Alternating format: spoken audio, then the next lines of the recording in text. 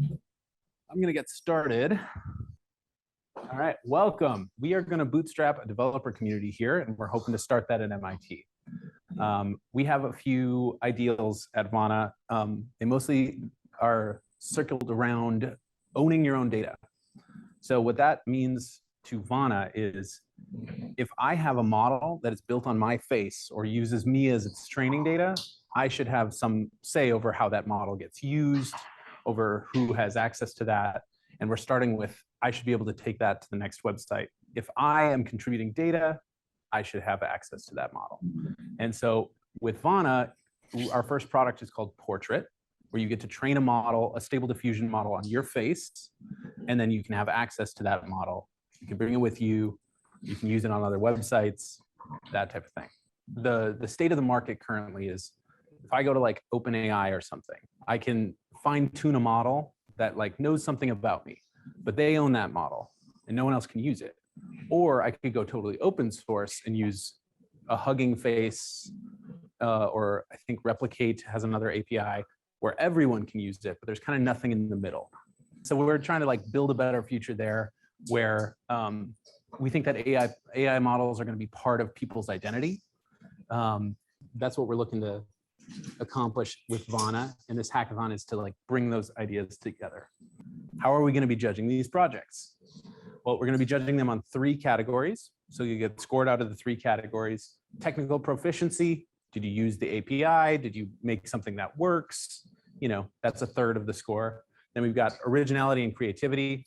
Is this like an idea that we can roll with? Is this, you know, think of something that we haven't thought of that's like fun or interesting or serve some sort of greater purpose. The third thing is this idea of portability. And so that's really what I was talking about when I was talking about owning the model. And I'll get into what portability means later. But those are kind of the 3 things that we're looking for in terms of how we're going to score each of the projects. So we are going to expect that people are using GitHub for their projects.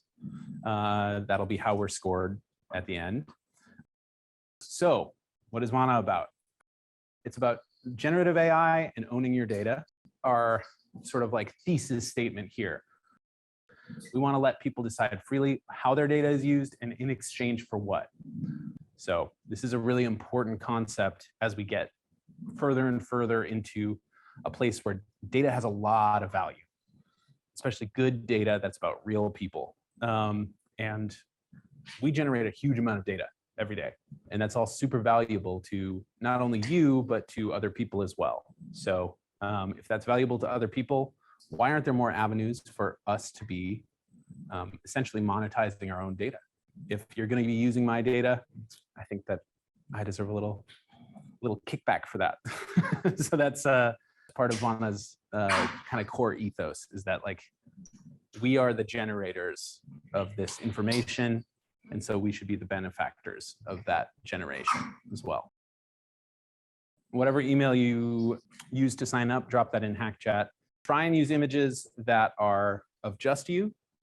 That generally produces the best results.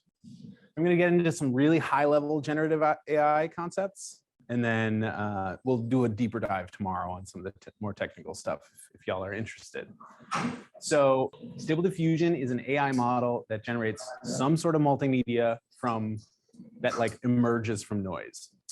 It all comes from this idea of training. So at Vana, we're going to train a model. The initial Stable Diffusion models are trained on just a huge amount of images, just like millions and millions and millions of images. I want to show you the image data set that this all comes from. So here's the Lion data set, and this is all labeled data. So when you are using Vana, when you're building your projects, you can feel free to use this data set. This is the data set that's used to train most of the open source Stable Diffusion models. So now we've got this trained model, and it knows what camels look like along with pretty much everything else in the world. So now we can call it via API.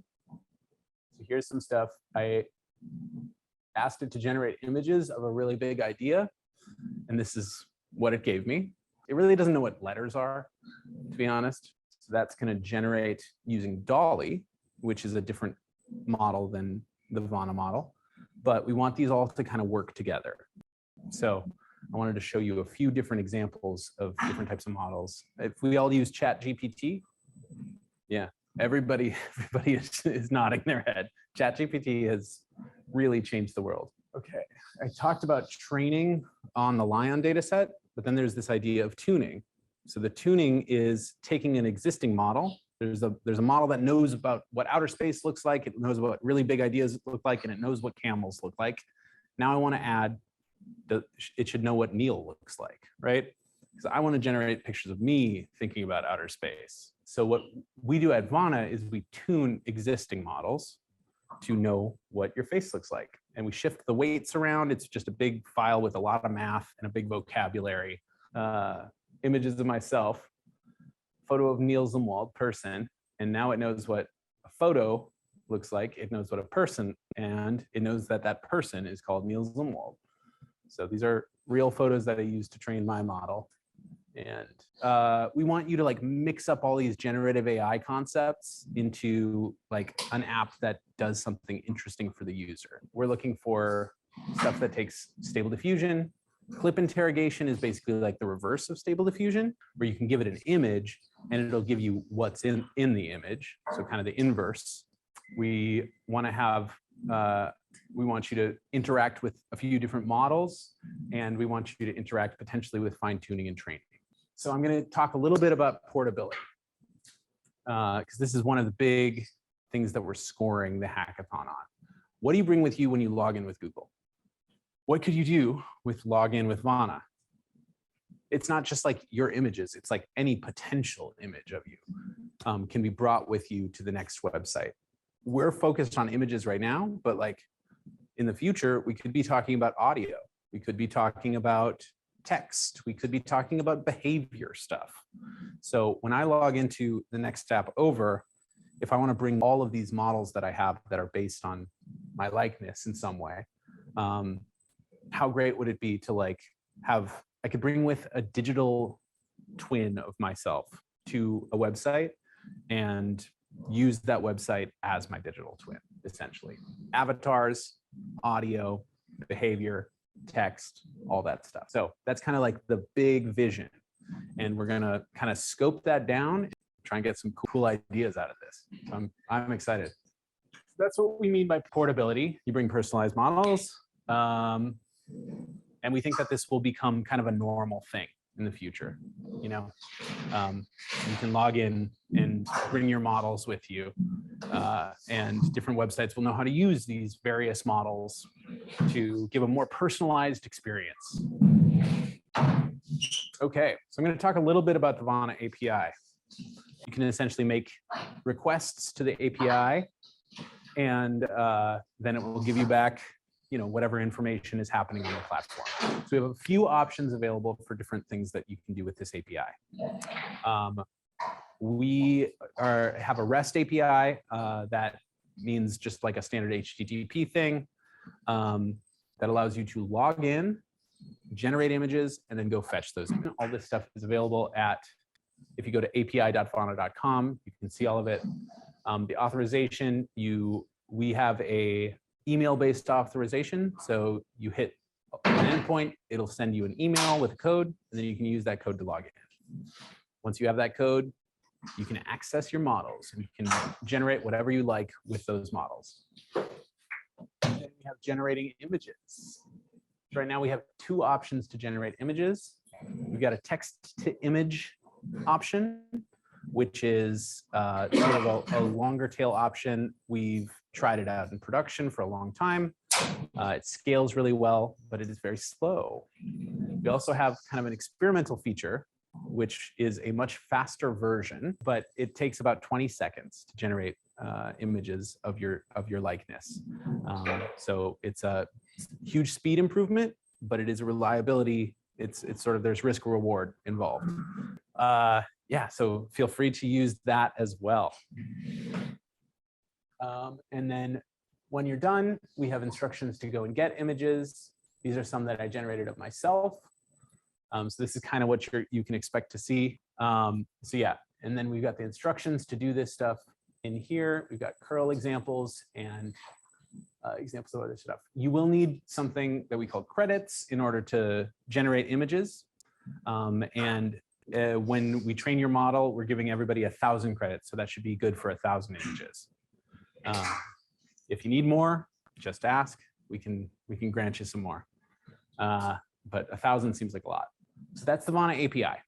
And we will be available to like help everybody out through this process because it's rather technical. GPT-3 is what ChatGPT is based on. Dolly, I showed you that. I showed you the Lion data set. So we could start to venture into the audio space and do some speech recognition. The idea is to like open this up to the entire AI ecosystem and start to get these things talking to each other so that we can you get a network effect. I know there's some music generation stuff that's happening too. That is really interesting. It's like jukebox, right? Jukebox, yep, yeah. Let's ideate a little bit. So I've got some ideas of the types of things, if I were in this hackathon, that I would look into creating. So I was thinking, I don't really know how it works, but if I did a fantasy football app where I could be a football player, I could generate the stats and I could generate the image of me with the helmet on. I've never played fantasy football, but it's very popular. Everybody seems to really like it. So that would be one that I would look at. Putting myself into video games. I'm in the stands of Madden 2023, or I'm a weapons vendor in Assassin's Creed or something like that. You could use it to like try on clothes. So if I have a model that, if I could use in-painting to do that, to take my portrait face and try on clothes. Maybe Zara or something. Yeah, Zara. So we're allowing teams, you can work individually or in teams of up to 4. And does anybody not have a team that wants to be on a team? People who are remote, you can drop something in Hack Chat